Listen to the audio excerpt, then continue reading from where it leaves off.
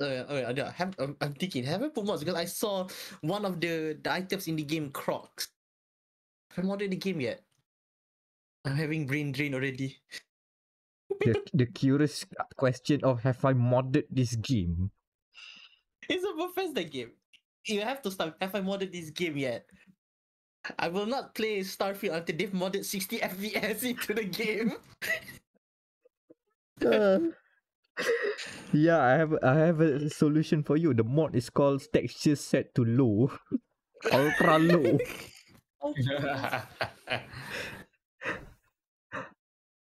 I mean, like, joking Set aside, everything to low LOD. I mean, joking aside, they could just add a mod that actually like reduces it even lower. Yeah, they did that for when the Xbox version of Fallout 4 came out. Someone did that and we got 60 FPS before the FPS boost on Xbox One. Lemau. Boleh, it is doable, essentially. So what do you do after building a ship? Oh, I'm waiting for the 60 FPS mod or for a Series X and X on Starfield. And then we can play the game. It could be worse. It could be like Baldur's Gate, where you start off literally with a squid monster attacking you. Is it worse And or then is it you better? I mean, you can do one-time destruction on the squid's ship. So I think it's better. I mean, we could get sushi early in the game. Yes. So, yes. Gotta get that EXP of throwing. look, Eldritch horror or not, squid is squid. It's edible, right? Sir, I don't care if you're the son of Cthulhu. If you are squid, you are squid. You are food, sir. I'm gonna put the taco into a taco and eat it. Yo, that's a great name, man. Tako Taco. As in octopus taco. Yeah, the only place you can do it is either in. No, you should make it in Japan, I guess. Could work. Yeah, Mm, could or, work. or you open a Japanese restaurant in Mexico. Tako Taco. It's gonna be blasphemous for some people that Tako Taco. Tako Taco. Uh, Tako No, Taco. Tako Taco means taco house. Taco Taco Taco. No, Tako Taco. Yeah, Tako Taco is for if you're in the Hololive convention and you sell taco tacos. Dude, the taco the cheese. Yeah. Man. See, apa? The endless possibilities of the name Tako Taco. That's just there doing her lines. No hablo español. That's all. She appears in like the visual on the screen just to say no hablo español. That's all she says. Everybody buys it. She says that everybody buys it. Yeah. And no hablo español. Wow.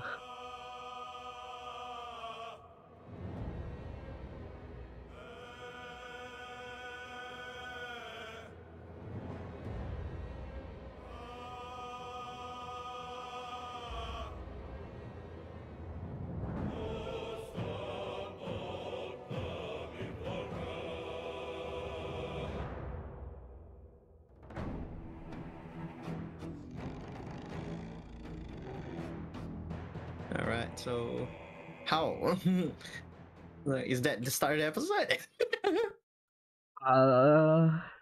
I could figure out the way, but the cold start has been going off tangent too far to like bring it back home. Yeah, we are. I am still hungry, so not surprised. We should have dined in. Instead, we take away. Some people. Welcome to Dial.Log, the Game Matters podcast. Hello. Welcome. That's the best episode. This is episode 141. Recorded on August 11, 2023. Ooh. Yeah, that's the best way I can bring back taco is to take out. We have to figure out your segue. No worries. We've been training our segue games pretty well so far. 140 episodes in. Yeah, we're in August now.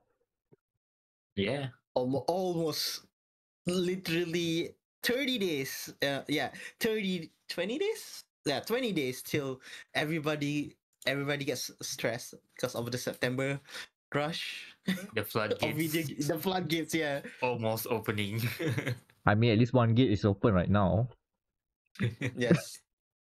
It's the robotic map, the returns of the robotic RPG, or as I like to call it. I don't know if you'll like it, Mac. The RRPG. Why robotic RPG? I mean, you still have to min max everything. Yeah, that counts as an RPG, isn't it? I mean, that's RPG in general. Do you not min max everything? Okay lah, JRPGs can be a bit lenient, but some people do min max. You do have room to min max. You have to min max the profits. You have to min max your bills. Yeah. Ikokan F1 is technically an RPG because you have to min max the car of your budget. Life is a big min max RPG. Damn. The best one are in the top 1%. Oh, not necessarily some of the one Nepo babies. No, nope. But the one who hustle knows the meta. They know they min max their way up. Meanwhile, the people who just in here for a fun time, just making meme builds.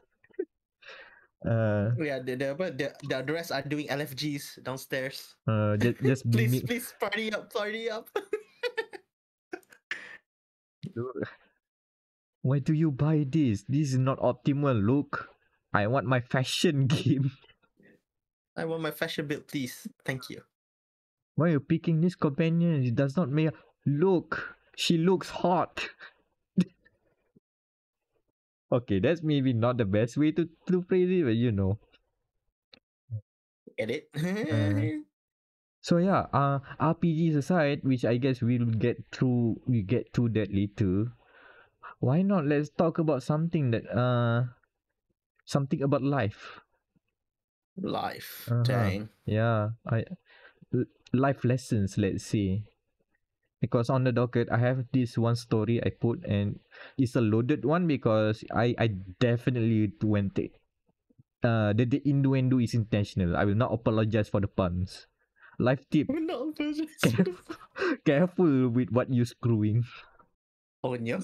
So I've been screwing. No need to generate AI when I talk about some stupid stuff. Just splice it in. So I've been screwing around with okay, the real thing is my laptop has reached an age where things have heated up. The temperature has definitely been rising. I can feel it. Like literally I can feel it. The rubber feet has like started to like crumble.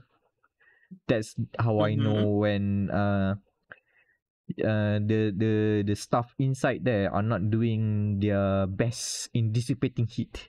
Even the fans, I can feel some of them are like blowing less than powerful than how it's supposed to be like 3 years ago. So as any normal person would do, okay, maybe now not all normal person would do, but I decided to like because I've done this before. I wanted to replace the thermal pads. Not the thermal pads, the CPU and GPU stuff. I want to replace it. Like remove the heatsink, clear it, everything, put a good dollop of thermal, what they call it, thermal paste. Thermal paste on there. Yeah, thermal paste. Place it very tightly, and then screw it all back together. And job's done. I've done this before. I have an old laptop that I have done repasting. It didn't turn out well. What happened? The screws. I mess up with the screws. Okay, let me guess. You put the long screw in the short hole. Yeah. Oh, yeah. No. I've made the same mistake. And so I did panic about it because I've stripped like half of the screws. So panic mode. I decided to like try and find like maybe some things to like figure out to get the thing out, the screws out. The craziest option is to buy a hacksaw and like slice to make a to make a long groove and then put a screwdriver, a flat head screwdriver and try to pull it. The other is like put super glue. I tried the super glue one. Either it didn't work or I'm just not patient enough. Doesn't work. It didn't work. I'm not gonna go all out and drill a hole that is like I'm not even familiar with holding drill, so I'm not too you say enthused with drilling a hole into a laptop if I did it wrong. So Yeah. Unless you know what you're doing, I think you can that method sounds like the best.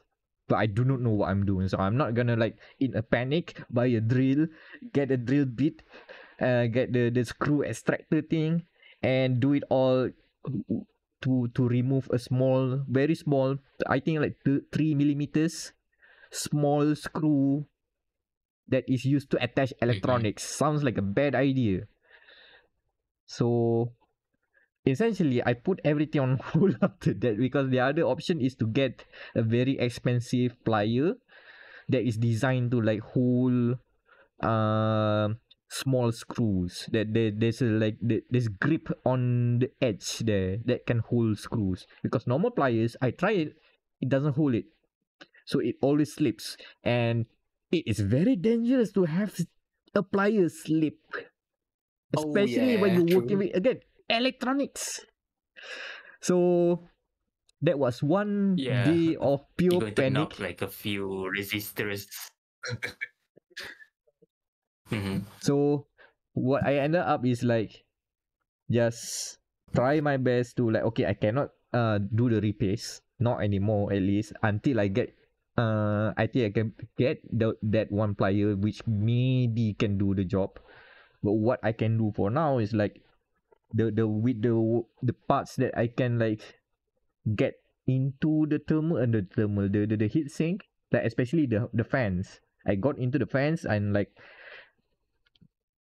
I've uncovered kick up dust, as you would expect. It's like dust, or if you just like unscrew the laptop kan, and then you just like okay sweep over on the top of the fan, and then okay it looks nice, good to go. Looks clean, but no, the inside, man. It's filled up in there.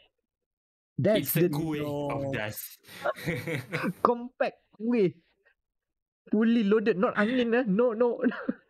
It is packed with flavors.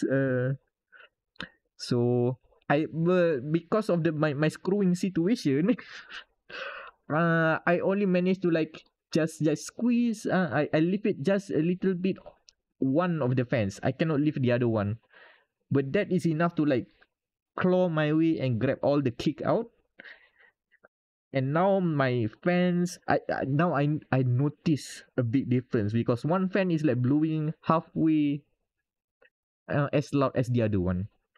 The other one is like full throttle when it goes full speed.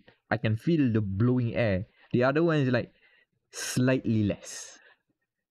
So yeah, this is a thing. If you're using laptops like around 2 to 3 years, is a good time to like unscrew everything. The warranty should have been run out, so DIY it.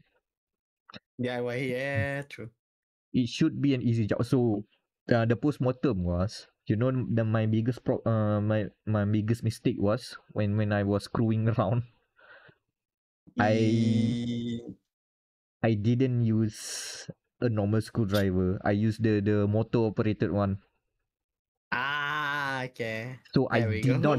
I did not, if I got I just use a normal screwdriver and I could already feel like cannot remove. Okay, stop doing what I'm doing before it's too late, and find a smaller and appropriate size screw. I didn't, so that happened. So lesson learned. The I mean, motorized screwdrivers are fun to have, but if you haven't unscrewed it don't use them. You use it only if you have unscrewed those screws before, and then because I, I've been using that screwdriver for a long while because I've been like assembling and disassembling my Xbox controller for quite some time, so it becomes second nature, and I forgot everything about that thing. I've even also assembled and disassembled the outer lip, the outer case of the laptop, but I haven't touched the heatsink screws before. So that was my grave mistake. And now I have strip screws. But the good news is, despite the failed thermal paste repaste job, temperature wise, it's still okay. As in, it's still running hot, but it didn't get worse. My worry is that because I've been like screwing around with the heatsink and didn't do the job properly, I may have like done more damage than I have fixed it. That's my biggest worry. But now that 1 week later, yeah, it's as hot as usual. And and all I have to do, kind of reminds Mm. Okay. Yeah, reminds me of what? It reminds me of the time like my friend and I went to a shop, a PC shop to service his laptop recently, and like, everything went well. It cost us I think like 100 ringgit to service it. Everything is fine until he noticed that his fan is not turning off. Why? Take a guess. Why is his laptop not turning on? Okay, battery not plugged in. Worse, the fan is not plugged in. Oh. Oh, Oh. Oh. I mean, understandable because the small connectors kan. Yeah. I've seen, I've messed around with the small connectors. Easy to miss, very easy to miss. Mm. Uh, so yeah, that's my PC related stuff. What I'm saying is not to discourage people to like mess around and DIY it. It's just that you're gonna mess up, but learn something from it. At least Yes. at least the damage I've done is not irreparable. It's the matter of I need to find that one plier thing that can do this job. That's about it lah. And I have to blame Ratchet and Clank for all of this because it was getting toasty when I'm running that game. But it cooked too much. The fur of Ratchet's fur is too much for for the laptop. Then I assume. I mean, fur and laptops does not go together well, in general even. If you own a cat, oh man, you really even need to even consider more about like cleaning the insides of your laptop. Those furs can get everywhere, and I do mean everywhere. And yes, that could heat up stuff if you're not taking care of it. Dang. So that's my Batch. your your story of the day. Ratchet cannot climb onto the desk as a result. No, it's not. Yeah, my cat does he not can call destroy Ratchet. he can destroy all of the boxes like Link, but I draw the line at jumping on my desk. Oh yeah, the desk is the instant death. Not Oh my it doesn't kill the cat. It's just that I'm gonna grab it and like put it elsewhere lah. No, you cannot climb on the desk. No, the cat is not called Ratchet, but he is having the same Oyen orange energy as Ratchet.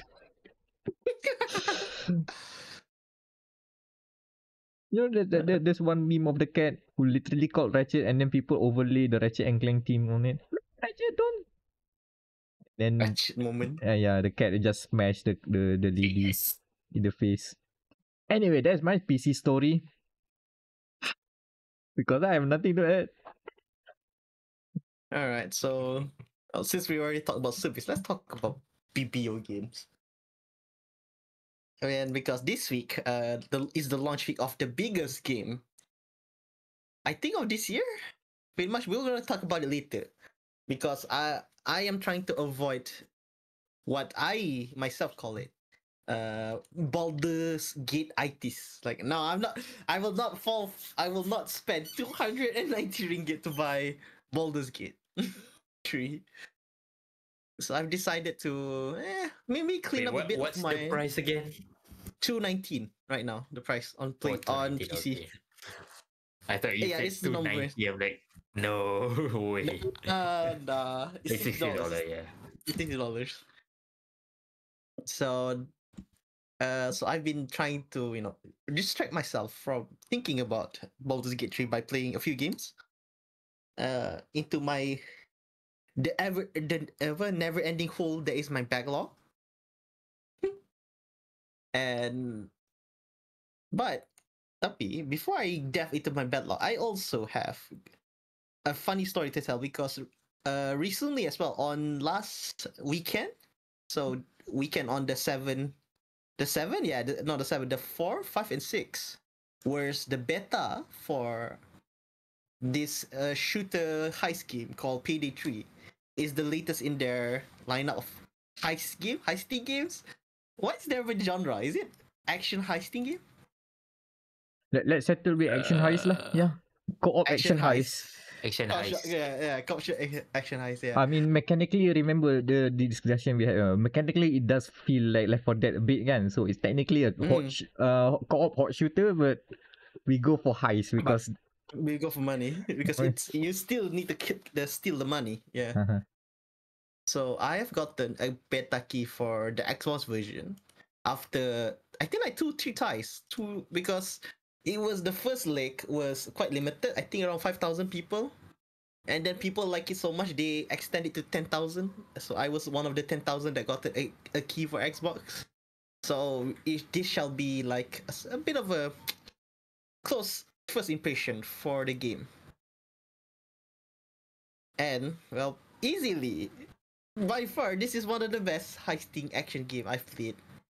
I guess in 2 years, 3 years, because they've improved everything from gunplay to how the NPCs react to, I guess, how the police are now an actual threat and not just mindless zombie hordes, as you say. Okay, that's good to hear. Because alright, so they're now in tiers because the police thing now is tiers. Like for the first, when the police gets called on the first time, there'll be like 2 cop cars, so just the normal police cruisers, with the guns, like get out of here, you're surrounded. But after you start to kill them, they will now call in the SWAT, and then it's basically, if you're in the harder levels, basically it snowballs into special forces are here. Ah yes, the Special wanted system. forces. Yeah, the wanted system. Special forces wearing the very big, the chunky, juggernaut like bomb disposal suits that is very hard to attack now. It's more deadly, I think. They've made him more a hostile environment. So if you go into the more overkill levels, basically it is the top, the hardest levels of the game. Yeah, they can shoot you in one hit. And I guess like one thing that I give who's the creators of Payday 3 now? Is it still Starbreeze? Yes, Overkill. Yeah, Overkill, Starbreeze. Yeah. They have made the transition from I think their own engine. I forgot what was their engine for Payday. I forgot the engine name. It was their own proprietary engine, something. But they've moved on to Unreal Engine. Oh. What is the engine? Let me see. Yeah, okay. So Payday 2 was using this old engine called Diesel 2.0. I can never heard of it. The last game that used this engine was a small game. You might not have heard of it. It's called Tom Clancy Ghost Recon Advanced Warfighter. That was the last main. That was the last main big use of this engine. Advanced Warfighter 2, is it? Yes. That was 2007. That was before. Yes, 2007. Yeah, yes. Yeah, that was before 2008. Payday. Yeah, before Payday 1 and Payday 2 came out in 2011 and 2015. Damn. So their transition everything to the engine to now is essentially UE4. And yeah, I give them props because the edges transition has been smooth. Frame rate has been stabilized because I'm playing on the Series S, as you know, the quote unquote lowest entry fee, lowest whatever power, but it runs 60 FPS, no issue. So they have done, even though this is the closed beta, because the launch is in a month's time, it's already optimized. It's very optimized. No slowdowns at all. So I give Starbreeze that. Pretty good, guys. Pretty good. And what else is it? I feel like the gunplay is pretty good as well because it is. Again, in itself is still a hard shooter because you have to shoot a lot of the men in blue so that you can get away with the goods. And I think like that's most important so that the gameplay itself is still retained. And it's pretty good. And it's I guess it's more, I want to say more quality of life changes. Like the fun fact, one thing about this engine is that you cannot bake in a crosshair, which is why Advanced Warfighter had that funny crosshair for the game. It's like a circle or something because you cannot bake in a normal crosshair. Unreal 4, yeah, easy. I can't believe I'm talking about crosshair for a shooter being one of the best additions. I'm like, as in they cannot put a normal crosshair No, they cannot. in that OS no. engine. Yes. Wow. I mean, it's just an overlay on a camera. I don't see why not. The problem again, Hmm. yeah, the problem is this engine, by the way, this diesel engine is actually, from what I've heard, is actually an engine for a racing game. Alamak, it's like the other way around with Frostbite, isn't it? Yes. Oh, It was man. based on it was based on Frostbite an design older for FPS. yeah. It got turned into a racing because game. into racing. So basically, the old engine, the diesel engine, was from a game called Ballistics by a small company called Green, and it then I think that the company got liquidated and their game engine gets shuffled around to likes of Ubisoft, Activision for Terminator, and then now it finally lands on the Payday gang. Yeah, because the reason why I'm talking about is because one of the new older heists of the game, like very early on in its lifetime, was a car showroom heist. And guess you can drive. You can the challenge of the heist is that you have to steal the cars and bring it to the warehouse. So there, somehow it circles back into that racing game genre for some reason. Oh Yo. man, I'm looking back at Ballistics and apparently it's a sci-fi racing game. Okay, cool. And you know what's crazier?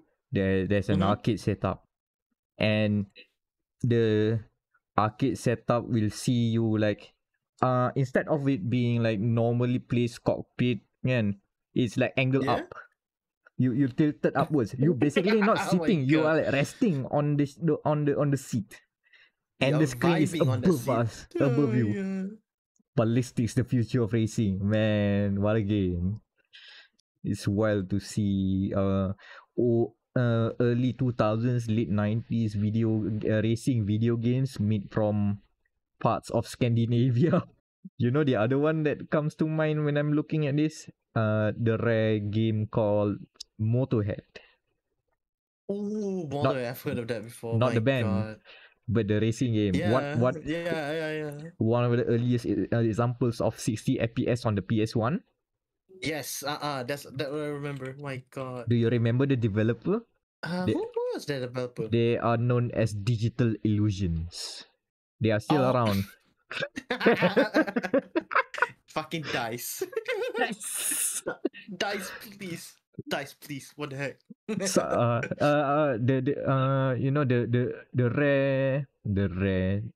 one niche game from a very known developer. Okay, so this episode we're mentioning Dice's weird ass video game, racing video game called Motorhead, without the umlaut.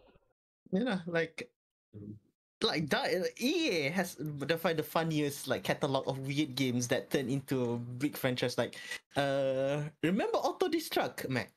Oh yeah, I do. That's the Yeah, game where I learned the word kidnapping. yes. Very It was specific actually core made. memory. Yeah, very specific.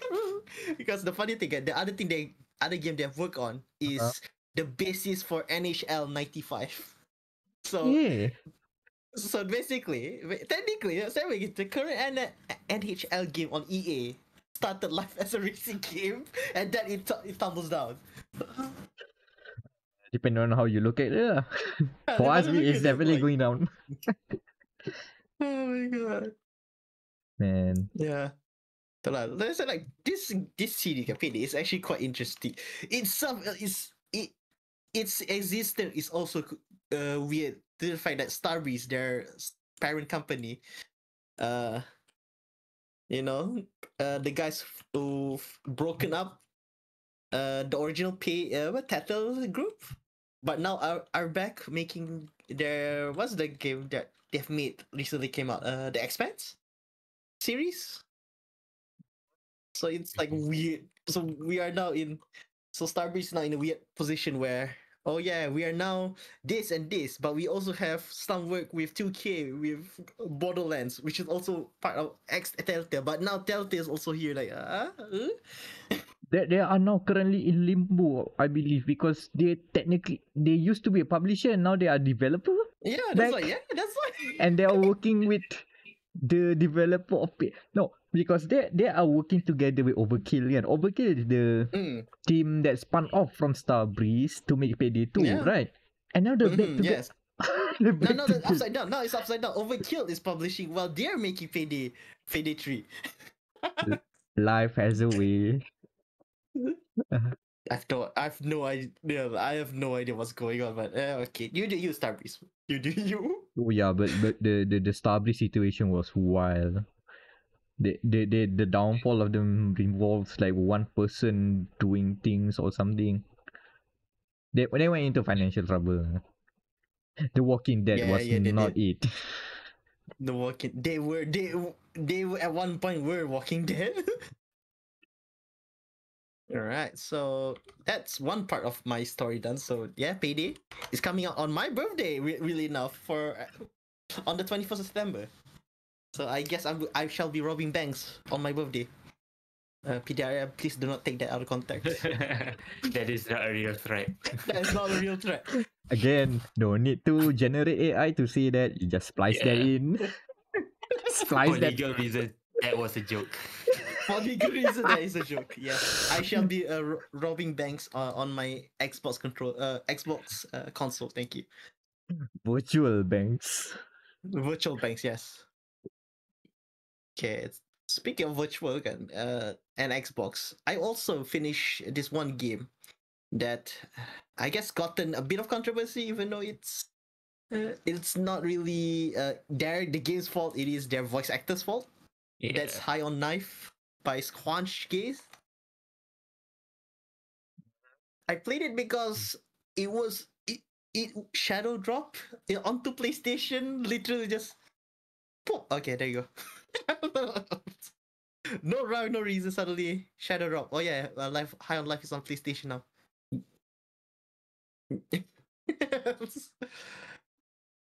Okay, so High on Life is a first-person shooter. It's a comedic first-person shooter, according to this wiki page. And I don't know Is it comedy? The comedy. Yeah, I don't know. Is comedy a good way to say it? Is it funny to you at least? It's a Rick and Morty kind of fun. It's the Rick and Morty, yeah, like like Rick and Morty does the things like Family Guy and Simpson does nowadays, Yeah. where they will cut off one point and then suddenly they show you, oh yeah, this is funny thing, and then cut back into the main characters. Yeah, essentially, what if that cutaway is now a full ass game, Cut a away. full 10-hour game? Oh, it's like Family Guy, where you can make a joke about how the seagull is laughing at the theater, and then they literally show like a 20-second bit where a seagull is laughing in the theater. which may or may Yeah. not be funny, and then back. Yeah. Yes. Oh yeah. Oh yeah. Speak a bit of attention. The Family Guy game, original Family Guy video game does that. You can play the cutaways. Okay, that's actually good. That's a good segue into a stupid mini game that's just there for Yeah. one fun good gag and then get back into the main game. That I Yeah. don't Because I mind. That remember as I an watched a idea. speedrun. Yeah. Hmm. I remember speedrun like I think like one of the characters say, "Oh, this reminds me of the time where I work at a bar." What was that 2D game that where you have to guard a bar? Was it Tap or something? Got Tap a something bar. whatever. Yeah. We have to. You become a bartender. You have to give the drinks to people. What was that? What was that? Yeah. Yeah, I forgot. It's that cowboy game, man. Yeah. Isn't it? Where I forgot the name, but you know, if you don't grab it, you can just see the beer just fall down from the Yeah. counter. Yeah, that thing. Yeah. That's a playbook. The Family Guy game. Mini game gag. I can get back on that. It's just a watching gag. If the punchline doesn't hit, it doesn't hit. Like a seagull Yeah. laughing in the cinema was weird. Okay, so Yeah. is that supposed to be funny? Okay, I guess.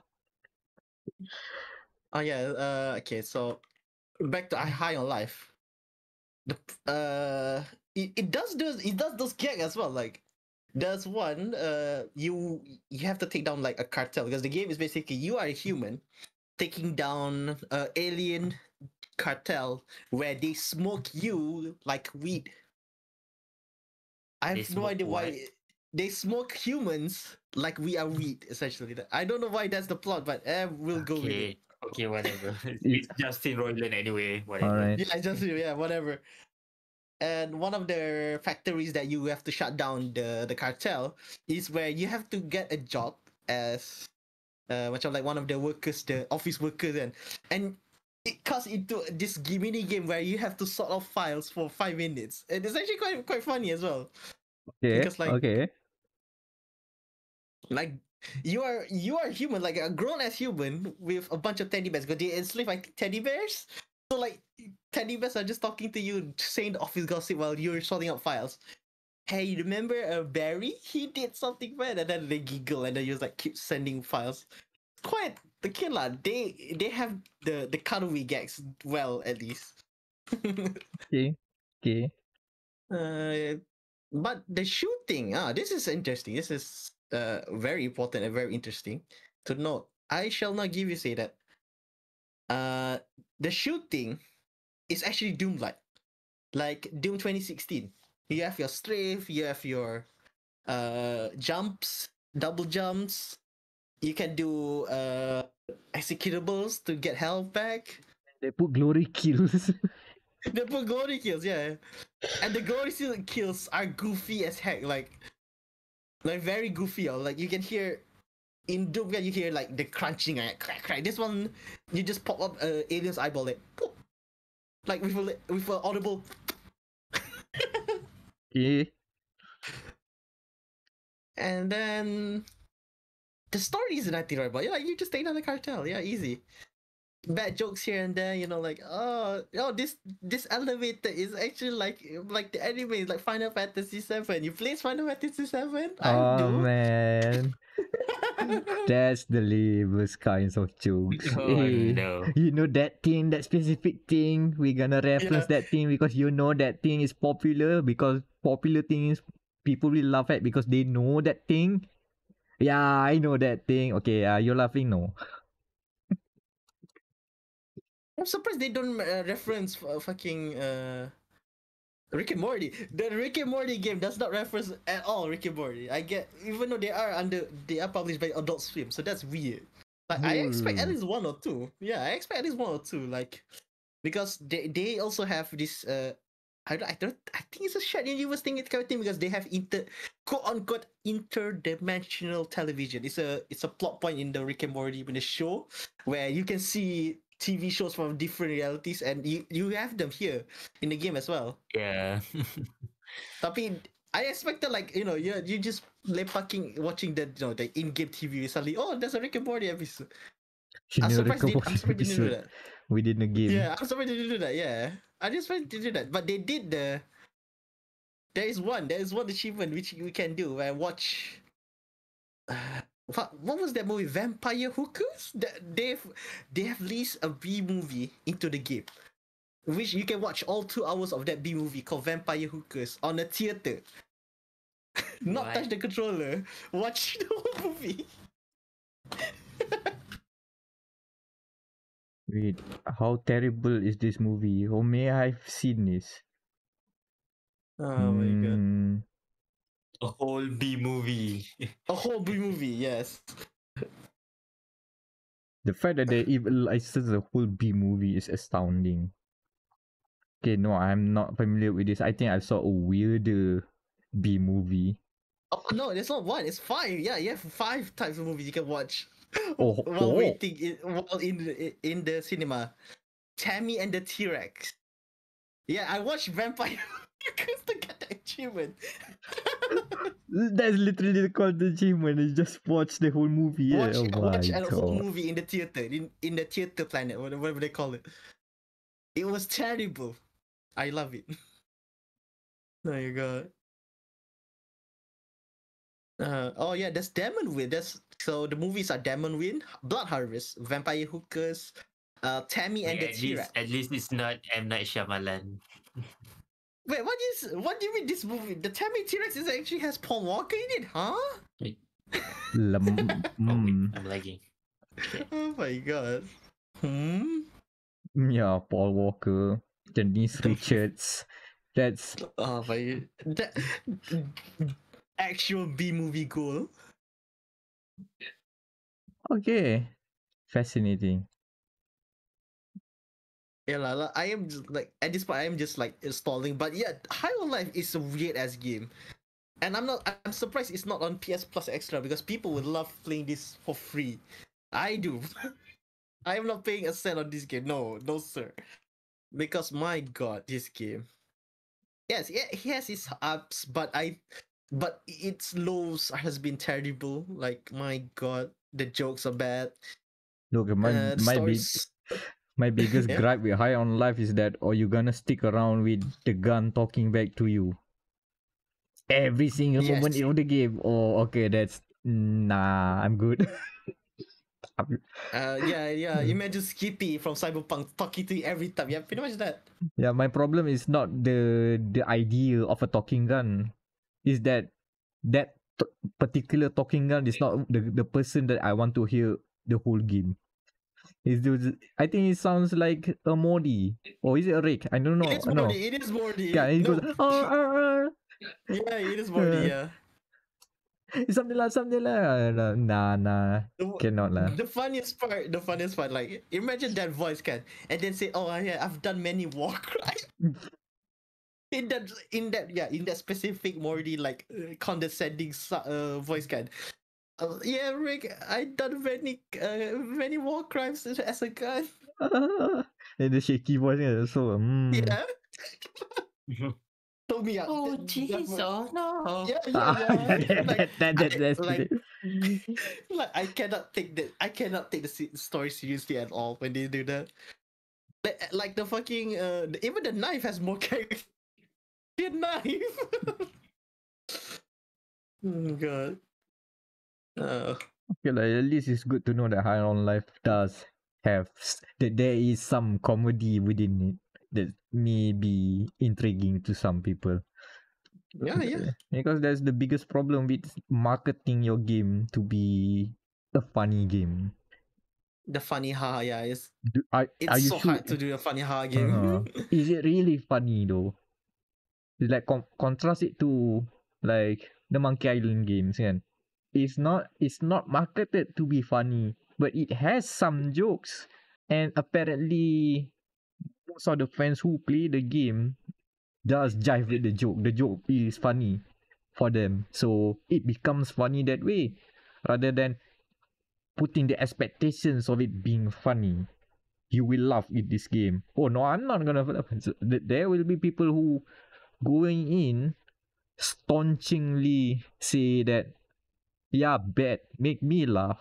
and they will win that bet, and they'll see the game sucks as a result. So expectations and all that. Yeah. It's like if this were if I were review it now, I will give it 7 out of 10. Like, it's a Doom game with bad jokes. What are you gonna do about it?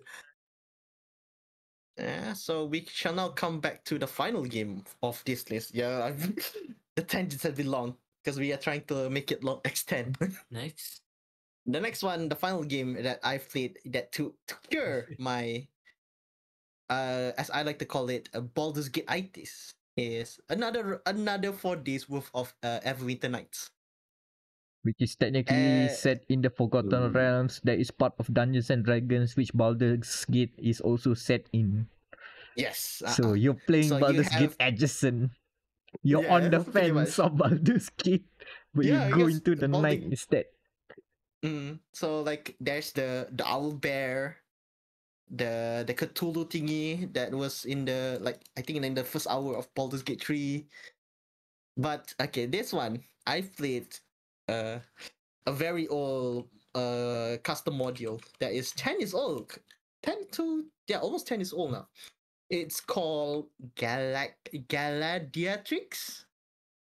It is a scrunky little show about you becoming like like one of the best female gladiators in the region of D&D essentially, and your exploits on the gladiator ring has now led you to become a spy within the ranks of the Shrouds. Their spy thing. It's actually quite engaging. Yeah, if I do say so myself, because like I said, I've played this for all 3 packs essentially because they have 3 chapters in 4 days. That's a length I think like around 10 hours, then 10 or 15 hours. Pretty good for a custom pack. Uh, before I go on, just a warning that this is how am I going to say this? This is technically a sort of adult content because it is quite vulgar. Of Yeah, course. quite vulgar. Of course, I was quite I was vulgar. I wasn't going to ask, is this another NSFW content that Yes, you're yes, yes, playing? Of course you are. Of course. hey, of It's the course I am. second time. I mean, okay, a bit of attention. I mean, if Baldur's Gate trick, people are now horning about the vampire lady, the gay vampire guy, and the demon lady. I can also simp on my gladiator lady character. Come on, man. It's not that hard. I'm just pointing it out, but I will not judge you for it. that's all. Again, I Okay, don't. alright, okay. Yeah, if you don't judge, I also don't judge the millions, the almost 800. So it's right now the current place for Golden Gate is 100K can. So a fraction, let's say a fraction of the horny. So those 100,000 of them who are very extremely thirsty for their vampire lady or their apa demon god whatever. See, it's fine. So Galactrix, it starts with you being a noble, but you said screw this. I don't want to be a noble. I shall be a gladiator.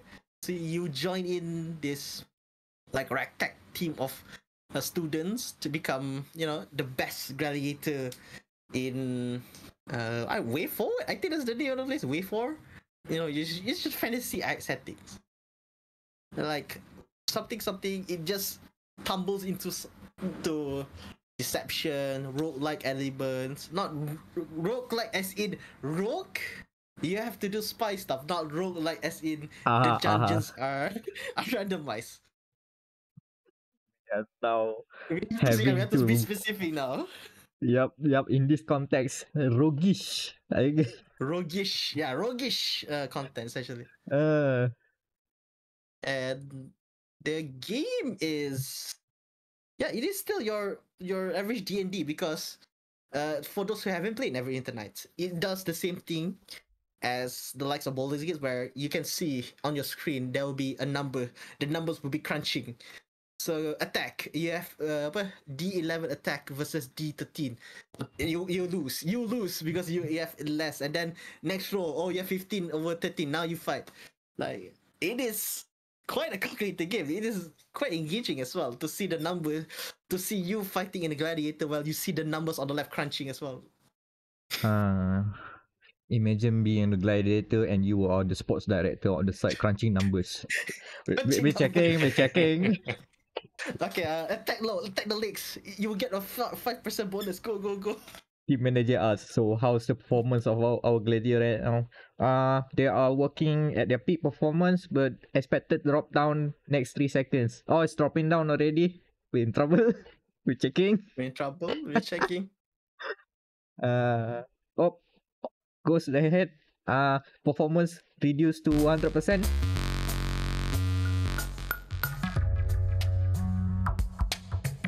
Okay, so what else? I guess like the chapter goes very fast because it is 10 hours. Yeah, it is 10 hours by the way.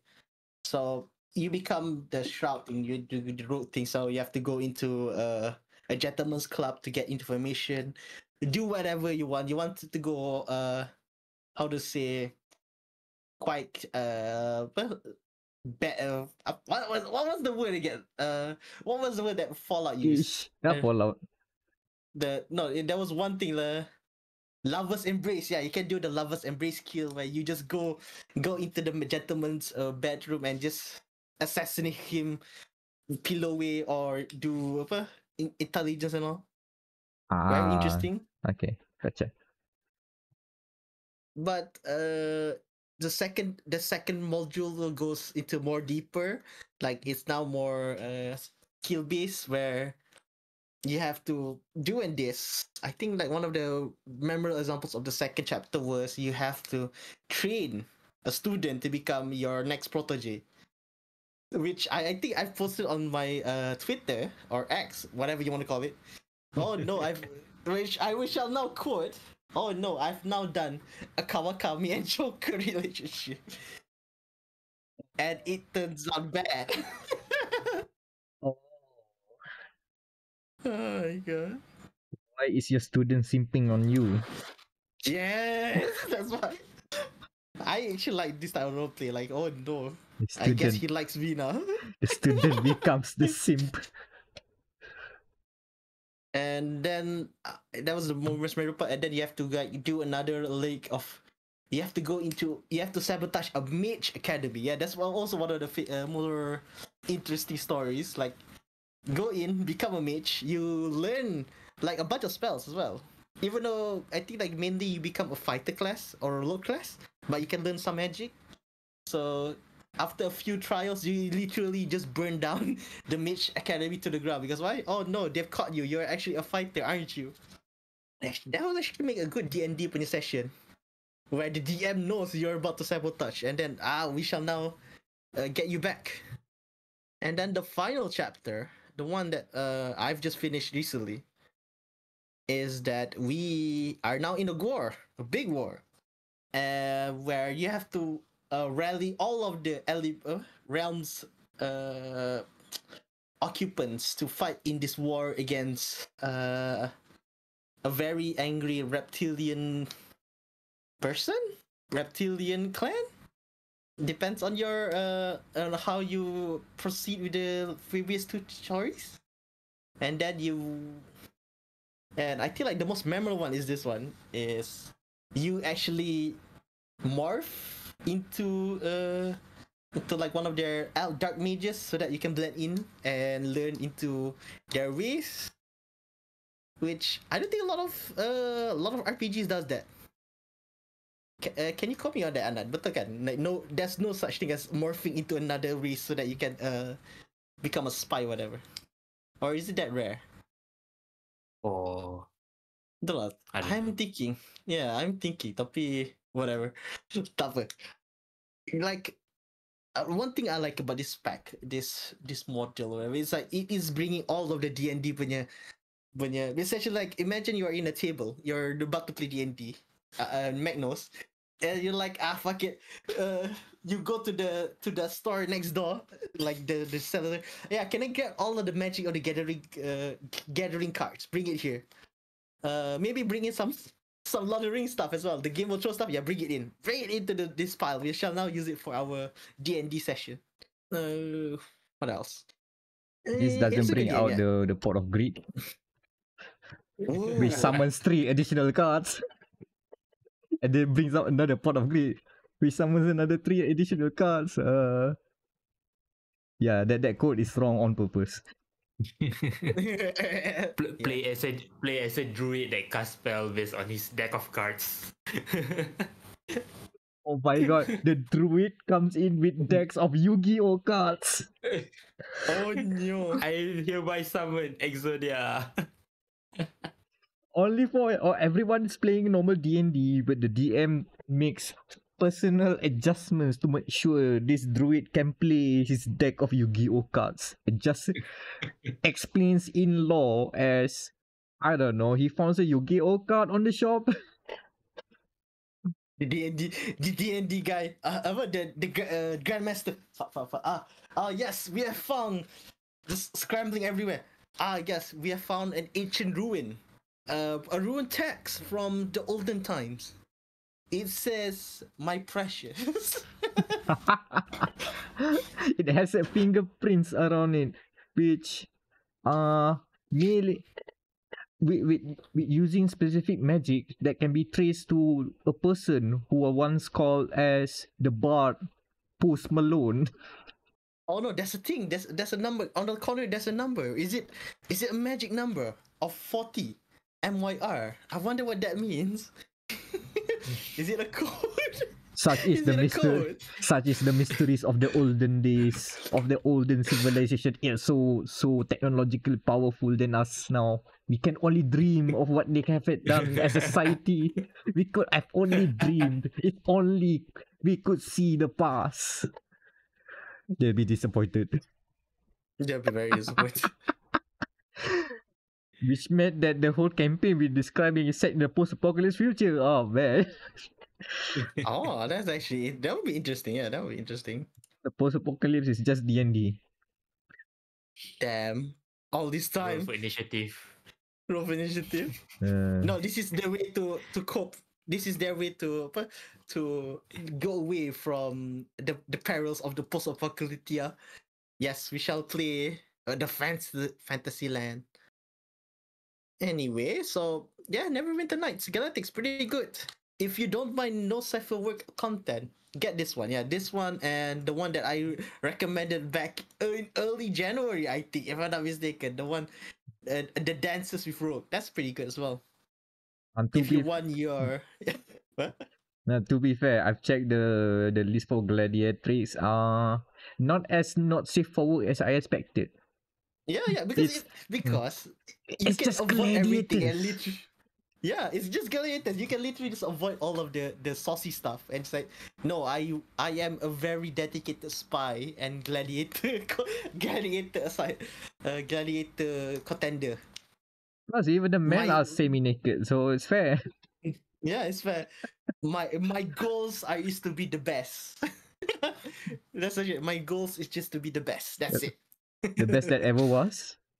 The best that I was. Yes. Damn. Oh, we should tell our friend from the Dark Zone to ask him. We have a good idea for a Grandmaster session. I think you'll hit it. Then with that out of the gate, I think we can talk about the news. And Yeah, we can news talk about this. related to the thing that we just talked about. Specifically that one. Yes. Hi. So we shall now go to the first one, the big one, I guess, between the storylines of this week or the past 2 weeks, is that Evo happened. Yeah, Evo happened, baby. From the highest of highs, the likes of the Tekken tournaments, the set what the weirdness that was it I saw, well, from what I remember, I saw someone playing Catherine, the original Catherine for the 360 PS3 on a CRT. Oh, that's a long time tradition. Catherine There's side a lot tournament. of tradition. No, Yeah. I mean literally there's a long time. Evo is weird, man. Like okay, you people know it as the premier fighting game tournament, but it's also one of the biggest examples of grassroots bottom down tournaments. It's open brackets, as in like the main tournaments. Anyone can Mm-hmm. enter. It doesn't care if you are a 5-time Evo champion or you have like one tournaments, big tournaments sponsored by the publishers, or you just some random goober from Malaysia that just traveled to Vegas for this one tournament. You can join in and enter. If you are matched up with those pros, good luck. I mean, technically they do like for the pro players they are seeded lah to make it all fair, but other than that, it's open brackets. You try your best to not drown in pools, as they say, because the first day will just be like you just hope that you can get at least one win because it's a double elimination tournament. So after two rounds of defeat, you out, you're in the pools, you get to enjoy Vegas baby. Oh yeah, back on That topic. sounds like a trend. Sounds like a trend. You lose, you get to enjoy Vegas. No. uh, do you lose if you get to enjoy Vegas? That's You another lose more. question. No, if you lose in the Vegas loser bracket, you lose. It's a debuff where you lose money every 5 turns. So the good news is that Evo is not just a tournament these days. It's technically also a show floor. There's booths. There's also, as you mentioned lah, the side tournaments. There's Catherine side tournaments. One of the weirdest things to happen is that this is a puzzle game with a multiplayer component, and it's been played as tradition years upon years. It's always there. It's always there. People are playing Catherine, the puzzle game from Atlas, from Persona devs. The big takeaway from Evo this year is that I think most people have seen it because of how Evo this year has been recording big numbers. The biggest tournament at the show was Street Fighter 6 and over 7,000 people participated. Ooh, there's a lot of people. One of the biggest tournaments to ever held, like LAN tournaments, offline tournaments to be ever held. And again, anyone can enter. 7,000 of them came. More than 7,000.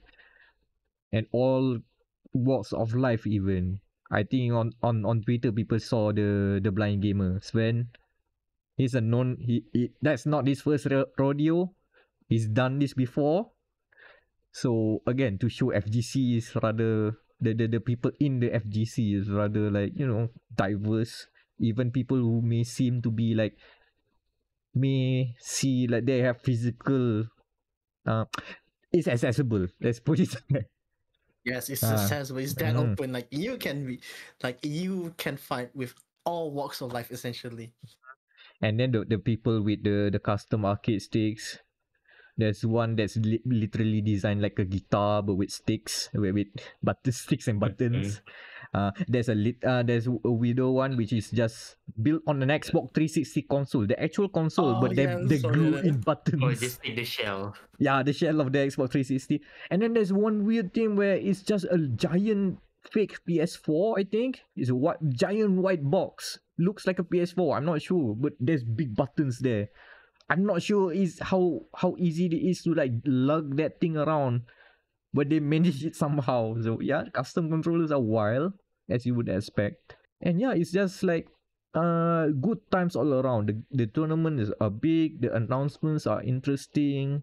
No Tekken 8 release date though, which I suspect that Tekken 8 may not even make it this year. Which is fine this year.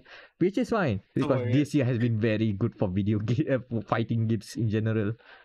Between Street Fighter 6 and MK1, I think like many people are seeing this as the next golden age. We're back. We're so back. It's so bad. Yeah, we're so bad. It's so back. And you have to remember like Evo 2021 I think was off online, 2020 was cancelled because there's one guy who ran the tournament caught into a controversy. So it's not all like happy roses and whatever lah. There are stuff bubbling, but this year has been a great showing. That people who watch Evo would have a good time. Like my biggest fun thing that they have added for this year, I think it was from last year as well, but this year I noticed it for all the main six of the main tournaments. Basically, all the main tournaments they started with custom music. They commissioned a composer which had built a team of different music makers from within the FGC and make custom music to be the hype intro. So for Dragon Ball Fighters, because this is a Dragon Ball game, the hype music is literally a new metal song designed to give the vibe of AMVs of the time. Oh, nice. that is their specific goal, and I believe if you go look up the song, they nail it. The rap parts, the new metal, gadang, gadang, gadang. So for Tekken, they go hyperpop because of Tekken's very specific sonic quality, which is they do like their EDM, so they went hyperpop for that. Guilty Gear is of course death metal. It is a rocking game. It is a game that is laced with metal references and rock. So, and of course the style of the show is Street Fighter 6 lah.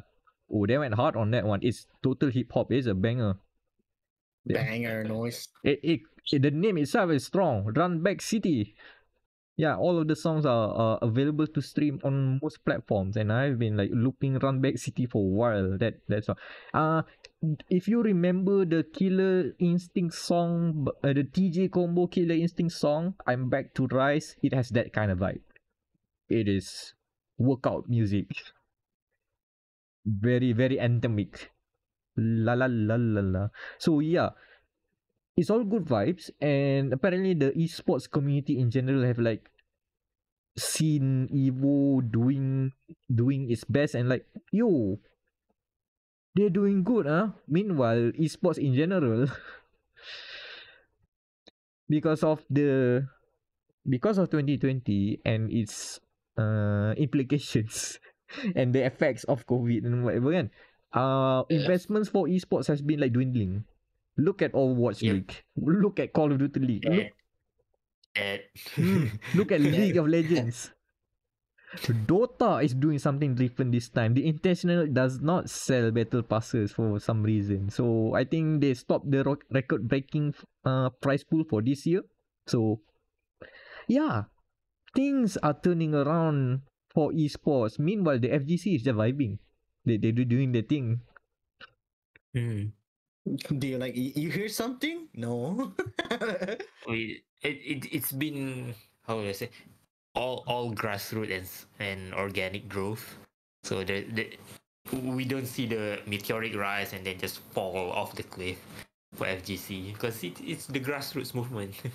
Yeah, even if the sponsorship pull out, man, the crowd is there. It's just gonna be smaller. Like, okay, yeah, we're just gonna play. They don't care. Because they're there for the game. Let's go. yeah. Imagine that. Like, do you see other tournaments, esports tournaments, where after the main tournament is over, everybody's somewhere in the city, still playing the game. Somewhere, maybe like at the airport, or maybe in a bathroom somewhere with multi blood sets or whatever. They're still playing the game. Just for fun. And then we of course we don't know about the money matches, but let's assume that that's still there. Because FGC is still FGC, for better or worse. And because for better or worse. And that's the interesting thing to see, because I think with the success of Evo and the state of esports in general right now, again, I see a lot of interesting interactions between the two communities. For one thing, they are different communities.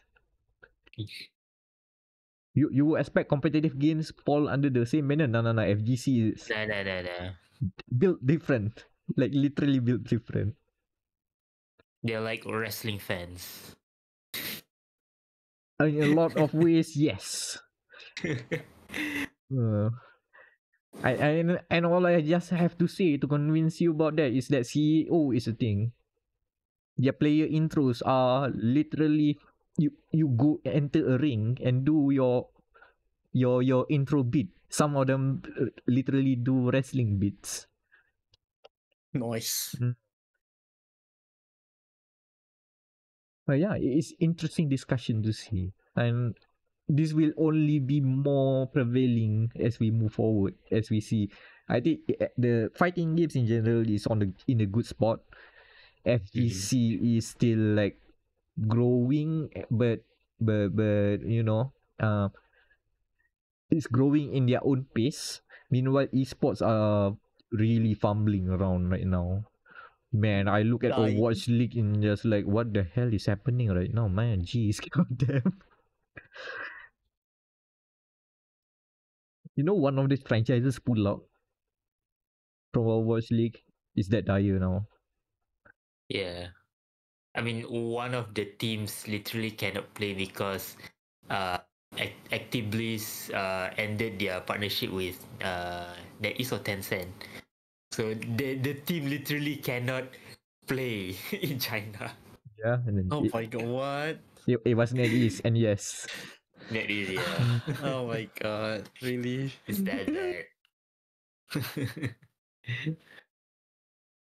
Yeah, I do notice the pulling out of sponsors. You usually have like a lot of okay sponsorship by Coca-Cola or whatever again. There's always brands attaching themselves to Overwatch League, but T-Mobile. that Immobile. play of the match, and no, not it has been reduced. So yeah. So FGC is still not esports, thankfully. For some people, it's not. So they are doing okay. Hey, why not we talk about Overwatch 2? Since we're Oh yeah, here. we should, yeah. Hey, A good segue. It's on Steam And with. it's losing steam. It's on Steam, yes, and it's also en route to lose. Not en route. It's now one of the negative rated games on the market. One of the negative because may I remind you, Battlefield 2042 released a most negative, and now after the latest update, it's now in mix. So they are not now negative anymore. They're mixed. They're in middle point. So the reins has been taken over by Activision Blizzard, and they're very I want to say polarizing game. Mm-hmm. oh my god, you know how terrible it is right now. The state is okay. Yeah. I think like before we record the podcast, I'm looking at the reviews on Steam. It says overwhelmingly negative, and it Yes. used to say 21% of the reviews are positive. And at this moment, it has dropped to 10%. Okay. Oh no. That is I didn't expect to drop that low that quick within the recording of the podcast. Words travel I fast. That mean, this game is a. it's not a bad game per se. Okay, let's say we put it on under an objective lens, like Oh yeah. isolated. Hmm. It's okay. But the circumstances surrounding these games, like, damn, it could have been better. I mean, we move from good to like literal shithole. And Daniel, do you with have the the way Activision handling it. do you have the Steam reviews on? Would you want to like scroll through? Hold on.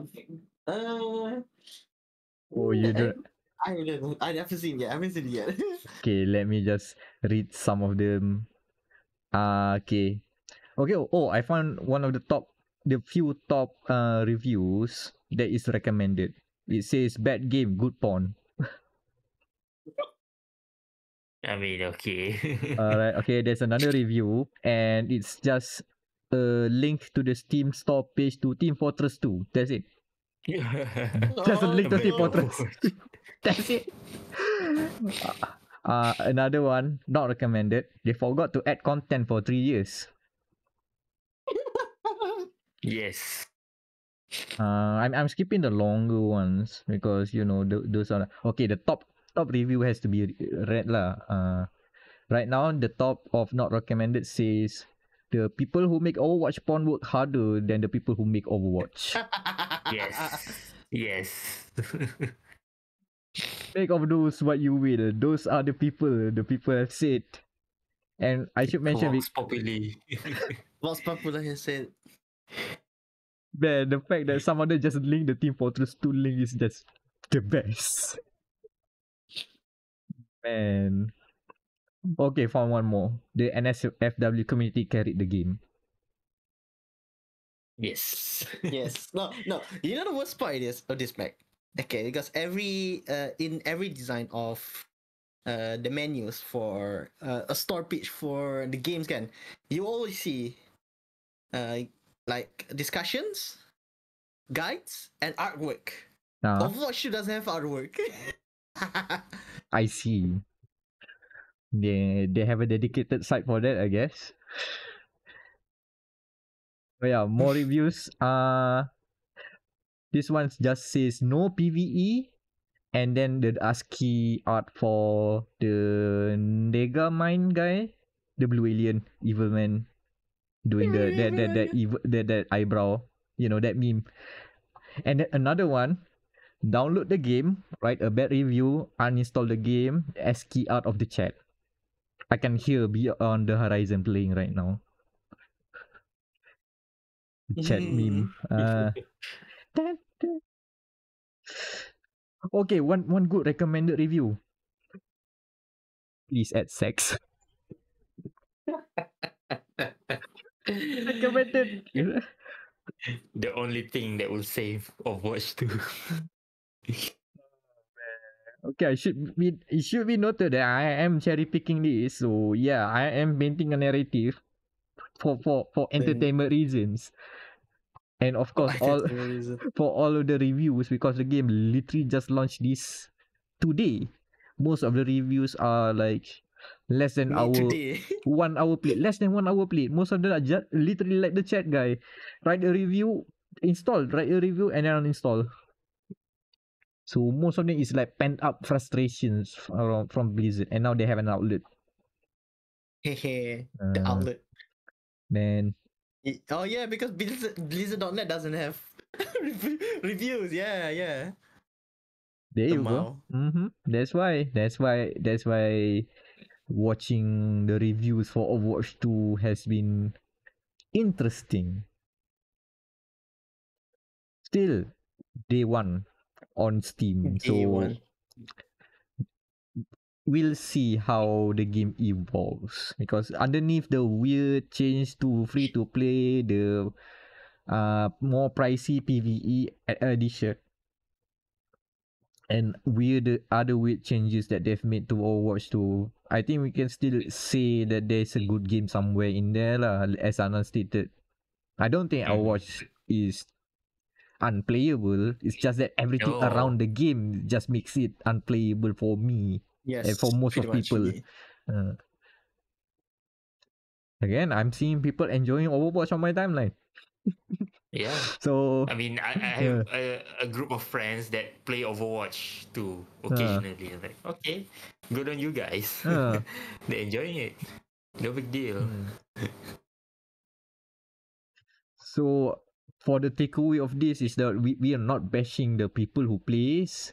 We're bashing the game itself and maybe the publisher. So yeah, Blizzard still has a long way to go to like figure out how to get Overwatch to in the good graces. Probably not.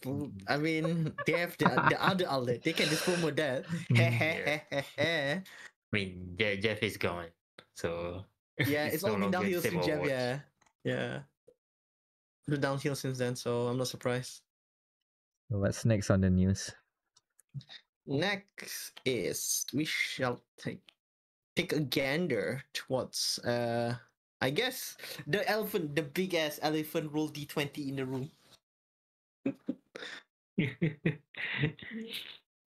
Yeah, Baldur's Gate 3. It came out and Mhm. it have broken records. Mm-hmm. Like how many concurrent And players? 400,000? at the peak was 800,000.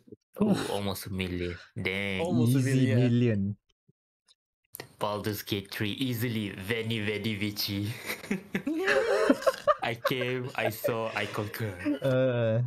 Look, 1 million is already a success for a triple A game, unless they have bigger budgets. But still, like numbers sales wise, we can make a good conclusion that it's doing gangbusters.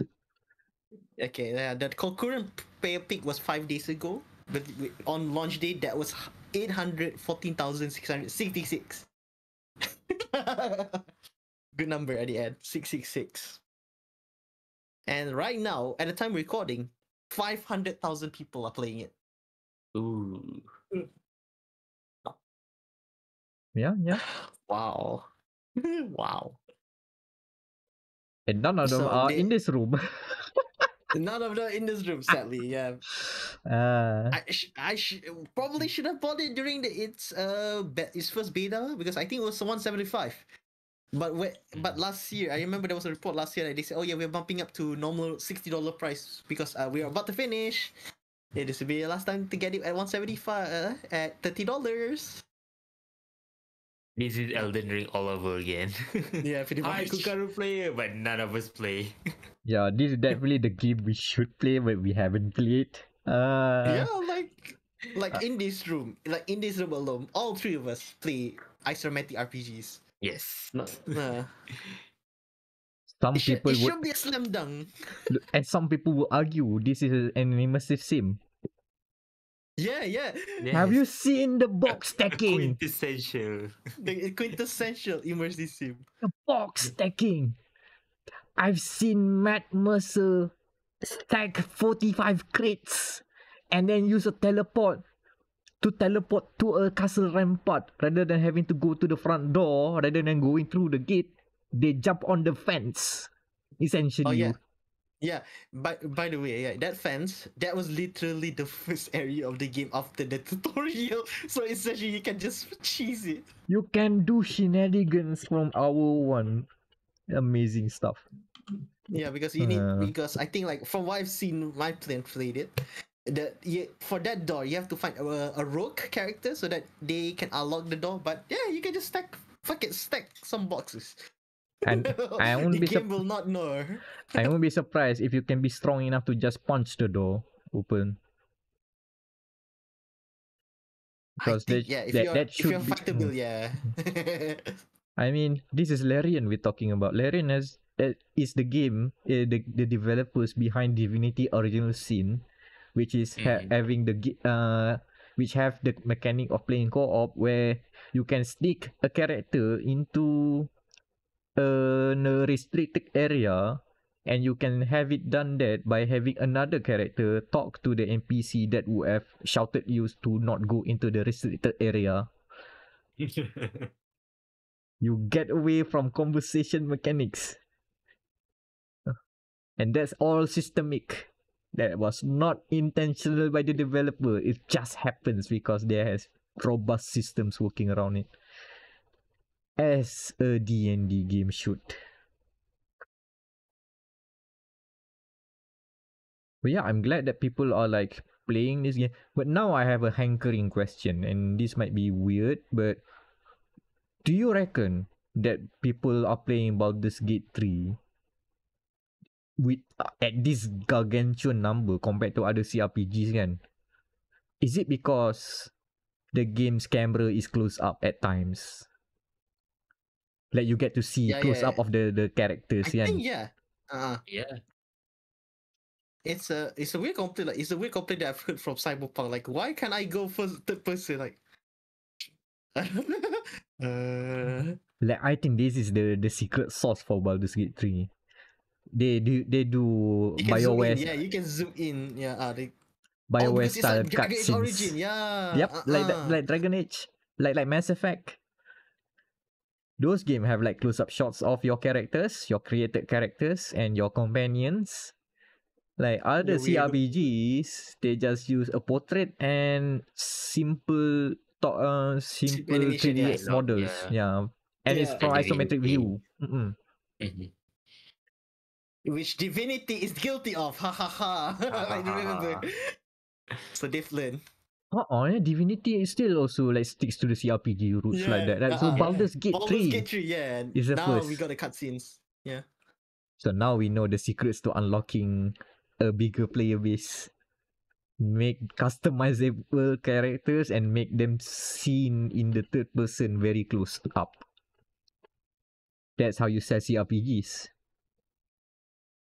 Is that how you're gonna sell immersive sims? Is that how we're gonna make immersive sim good again? No, stop making specific characters. Let people just create their own goofy characters. That's how you Like lure them in. show it to them. Would that be? Actually, I don't know. Will that make sense in like macam the likes of Deus Ex? Yeah, that's the thing Boleh because kot. Like you maybe you can, like you are the agent of your new agent for Netcool or something like that kan. Yeah, it could work. because most of the writing for immersive sims have you play a specific character, but Mm-mm. the way you play that game is totally up to you. So from what I feel like by doing this way, people feel like they are being handhold at one place and then they are left untethered with no guidance on the other, which is why people drop off from those kind of games because of I'm not attached to the character and now I'm supposed to do whatever, which why? What I'm looking at Baldur's Gate 3 is the other way around. You get to invest yourself by literally investing time in the character creator. Do like 3 hours or 300, that's too much. 3 hours to just make sure the butt cheeks are correctly proportioned. Wait, yeah, does it have a butt cheek slider? I If should have you turn checked. off Divinity, yes, I think. Like I know that you can resize the package, but butt cheeks.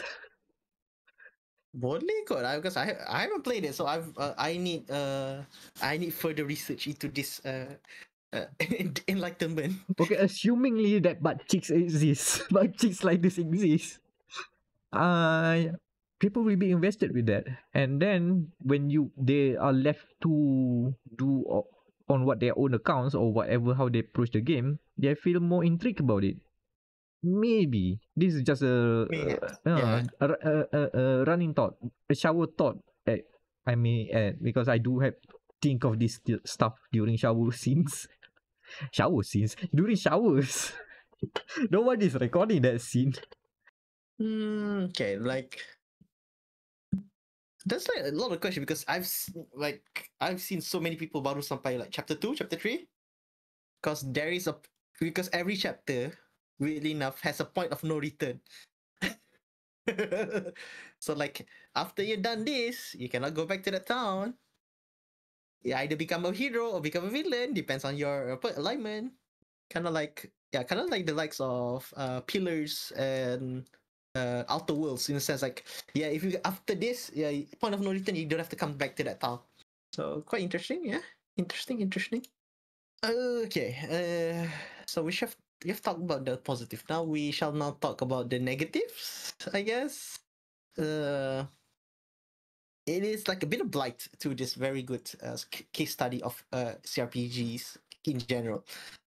Of course, the credits for the game. It's a long game. Yep, it is a 100-hour game, but credits for the likes of smaller studios like let's say local studios like Lemon Sky, or even recently in an article made by Eurogamer where one of the translation team was not even named at all, even though they have done translation for essentially English, for Spanish and Portuguese, I think. Brazilian Portuguese. Yeah, Brazilian Portuguese, yeah. So they weren't credited at all, which is a shame because like you would like to have this on your portfolio. Like I've worked on Baldur's Gate 3, the game that people can't shut up about. Oh my god. Yeah, video game credits are still something that needs more work on, and especially when games are getting bigger and internal studios just don't cut it to make all the stuff for the game.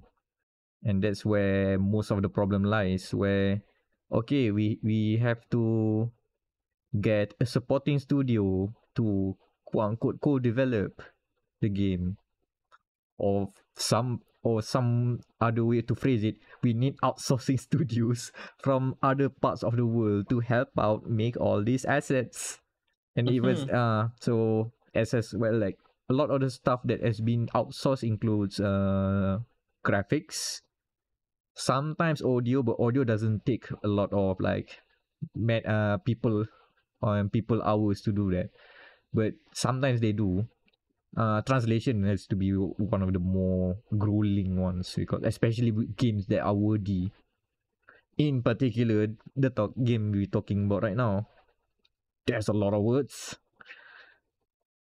So this stuff like where it becomes a daisy chain lah.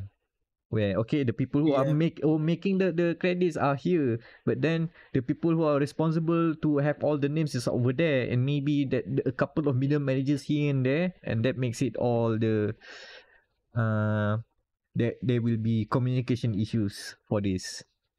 So yeah, it's a bummer that not all the people, now that we've heard the reports, yeah, not all the people are properly credited. Yeah. And I don't think this is the only game that is suffering from this fate. Probably some other Yeah. the games that have gone unreported. Maybe we should just check the credits of each game and see if they name all the supporting studios, individuals in those supporting studios. For the record, Yeah. Mm. for the Like I just want to say like yeah. yeah, go ahead. Go No, first. you. Go first. No, like I said, like this one, it's not even their first time because they also didn't get any credit for Diablo 4 as well. That was like 2 months ago in June. So this is kind of sad for that translation company to not be credited for their work in not only one big game, two big games. Yeah, and sometimes even worse. The problem isn't with the main developer. It's the management from the outsourcing studio themselves. So that's another issue. That's another big Mm-hmm. issue to talk. It's Oh my important to gosh. not like put fingers immediately on who's at blame here, because that just muddles the conversation of getting people credited rather than painting people who are the villains. I don't think most of them are malicious. Maybe some more than others, but we haven't seen evidence of malicious activity of not crediting people. Yeah, it's And more Yeah. incompetence. uh, Yeah, more incompetence, more or less. probably oversight rather than like, yeah, you don't get to put this on your portfolio. I don't think so. It's more Damn. like, oh, just don't forget to put us on credit. Okay, and then it's like, rather than someone asking, okay, give me the list of all the stuff that the people that work on this. Like, okay, we're gonna put the studio name. That's enough. Like they're too lazy to do like checking everything. Yeah, like Yeah. come on, guys. The notion that we are a company is a family is a lie. Please just fucking credit us already. God damn. But at least I'm glad to see that more developers start to speak up on this and to make sure they get their dues. I mean, credit due is credit where it's due. So you better do credit them. Yeah, you better credit them. Yeah. I mean, they're taking inspiration from. I mean, the gaming workforce in general is taking cues from the movies and television guilds. Oh yeah, Yep. the So they strike have that. union negotiations, like credits and stuff. So like, but yeah, let the gaming industry take all of the inspiration from this movie and television and music industry. Good stuff. I should mention on all of the talk of credits and crediting people kan. I think Rockstar has to be one of the interesting ways of implementing this, because you know GTA Online is an ongoing game kan. And Mhm. instead of like having to like re-update the game just to add more names on the credit scene, they have put a dedicated I think there's a website with all the names credited people who have worked on that game. I believe you can like just go to a site there and all the names are credited. That's an interesting way to do it, especially for a live service. Mhm. I'm not saying that's the only way, but that's one way. Yeah, like online, like a online site. So that's at least that's a reference, can like, oh yeah, you were GTA. Can I see this reference? Yeah, here in the website. As long as the website is up, Yeah. maintained by Rockstar. But yeah, I mean, we have archive, internet archive, right? So should be Yeah, okay. yeah, we should be fine. Yeah, which also reminds me, some studios, especially those the outsourcing ones can, not all of them get has the ability to announce that they have work on this specific thing or specific thing. So sometimes having their names on the credits is the only way for them to let people know that they have worked on this game. Yeah. Like again, the NDA things, the NDA things. But it's even worse when the game, the work that you have made is already out there, but for circumstances you cannot disclose it directly. It's a bit different from people who work on cancelled games. They cannot prove it anywhere unless Yeah. again. So yeah, that's another specific thing to note. Yeah. Okay, imagine a hypothetical, let's say, developer or like asset, like game asset maker. Okay, make asset for a game project, one studio. Okay, game cancel. Okay, resign, go to another studio, and his whole career, let's say 5 to 10 years, all the projects been cancelled under NDA. Cannot see anything. Dude, that's torture. Damn, that would be that would be the shittiest thing. Like, oh Yep. yeah, I work at this company before. So what's your work? NDA. NDA. And Oh because no it's no no cancelled. no, they can say the meme. They can say the meme. Can you explain your gap between 2020 until 23? NDA. Okay, there's cancel kan. There's also another one. Cut. They made the content, they made the asset, but it was cut from the game. It was not Yes, cut used. from the game. There's also another thing. But at least for cut content, they made I don't think the cut content can also be disclosed. Depends on the developer lah. But it Yeah, I and mean, also if they have timeline. credit on the name, it should be enough lah. That's why As credit if is important. yeah, that's why even though let's say their content is cut, they still work on the game. They got paid for it, Yeah, so they should get credit for it as well. They should get the recognition as well. I mean, some people would just be satisfied with, okay, I got paid. But for people who yeah. are doing this as a career and they need the career growth to go Mm-hmm. further, to further improve, go up the stairs, Yeah, or at least to like survive in the workforce, kan, they have to get the Mhm. credit. yep. And the most important thing, they want to explain to their grandma what is their work. Yo, that is important, kan. What's your job? I'm a game developer, grandma. What's a game developer? Okay. Oh yeah. You get to show Good your question. name You get to show somewhere your within name. the video game, kan. That alone is just good enough to like show it. Oh Yes. yeah. Show your neighbor. Show uh your grandma. Show your mom. Yeah, and your name is in the same scrolling text where Hollywood actors are. So okay, you're working good job then. Okay, cool. Like, you're now like 10 degrees separation from a Hollywood star. Okay, that's cool. That's something for the machis, the grandmas and grandpas to brag about in their social circles. You know, my son name just appeared after Hollywood star. I'm blanking. Name a Number Hollywood star. 355. Yeah. Okay, number 355 kan. How far? Let's say 20 minutes in. But still, same stacks, still same screen. Appeal. Uh,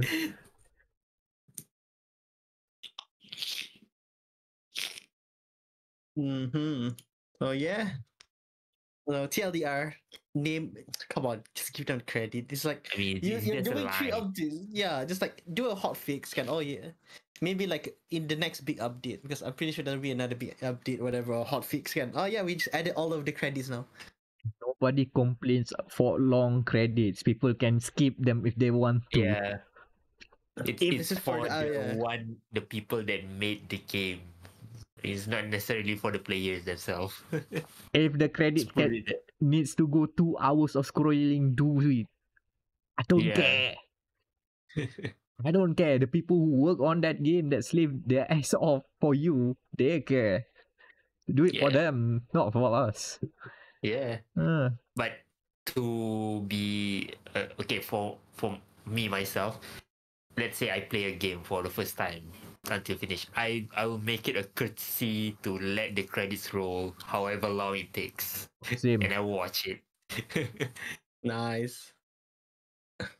Yeah. Though I am guilty of walking away to the bathroom for a while during Yeah, I mean credits. that's fair. That's fair. That's fair. That's As fair. long as Yeah. it plays, just let the credits roll. Doesn't have to be like I'll be there for the whole time. Let it roll. Yeah, I let it roll. I usually leave when okay, executives then okay, good time. Good time. Okay. Executives their name appear plenty a lot. But I will stay there just to see the outsourcing devs. Just to see, you know, because local people are working on games nowadays. I just want to see some of them I personally know. Oh yeah, like you never know. Yeah, you never know. Yeah, you never know. Sometimes I watch the credits. Oh, this is a Malay name. Nama Melayu. Okay, Nama Sky or something. Yeah. I remember like this is a funny tangent. I remember watching the credits for Cyberpunk 2077 in a test school at Sungai Petani when I was there. After this was I think like when Cyberpunk came out and I just finished it, so I had to go to back to my hometown Sungai Petani, and at one of the game stores they were just finishing Cyberpunk and they're watching the credits. Like the games was watching the credits. Like that is the weirdest. The weirdest moment of seeing it credit. Imagine seeing your name. Like imagine if you work on the game, can like I don't know artist whatever, and then you see your name in a Tesco somewhere in Malaysia. That's how you do. That's what I want. That's how I want to be credited. To be honest. Man, I love when when the things we want are very specific, which means that it is attainable. Yeah. Specific things are attainable things. Yeah, I want to see a credit or myself in somewhere that I've gone to every single day for the past year, and that's only oh shit, that's me. So yeah, so what have we learned today, boys? Give credit where credit is due. Yeah, give credit too. And on that note, we have to close the gate. We're closing the gate. Gonna wrap up. Because you gotta wake up. Dang. Before more of the Cthulhu Taco monsters come in, we have to close the gate. What's on the thumbnail?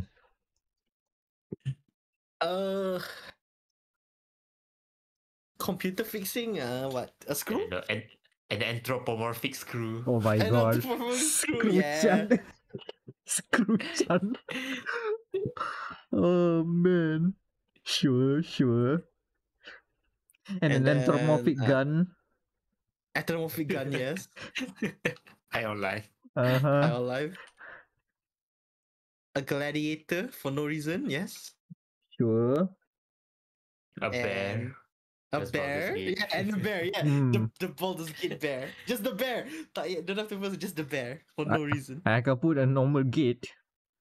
A normal gate, yeah, the bear and a normal gate, yes. Just a gate. A generic gate. Not a toll gate, that is too specific. Just a gate. Oh my god. Yeah, that should be it. We good. We have a thumbnail. Yeah. Alright. Yeah, we have a thumbnail, yes. Okay, social links. Wrap it up. Social links. Okay, who goes first? I'll go first. Yeah. This has been Daniel. Yep, this has been Daniel. You can follow me on X or Twitter or whatever you want to call it nowadays at FL4KY. I have nothing on deck right now because I'm waiting for a certain game to release. That is sadly not Starfield because that's next month. And yeah, credit your writers, everyone that works on something, credit them. Okay, bye. Mhm. Yep.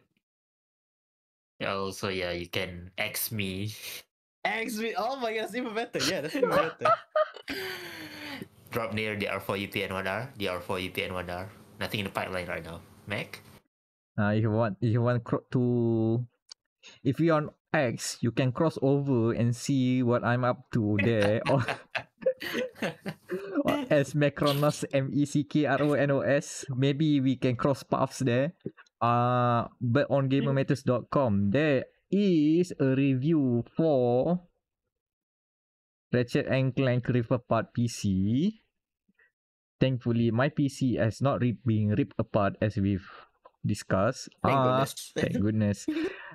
There's a review by Danial for Elder Scrolls Online Necrom. Yeah. Yep, there's a review for a survival city builder called Homesick, which is depressing as hell. And then there's also an impression for a survival game called I Am Future, which is not depressing as heck. Polar opposites even. Yeah, there was a week where I'm playing a post-apocalypse game which can be either depressing or very chill vibe. Anyway, that's what we have so far.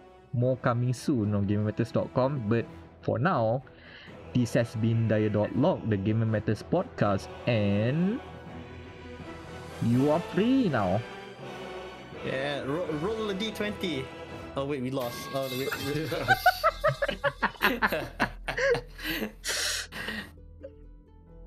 I didn't want to press it, but you said roll the d20. Perfect.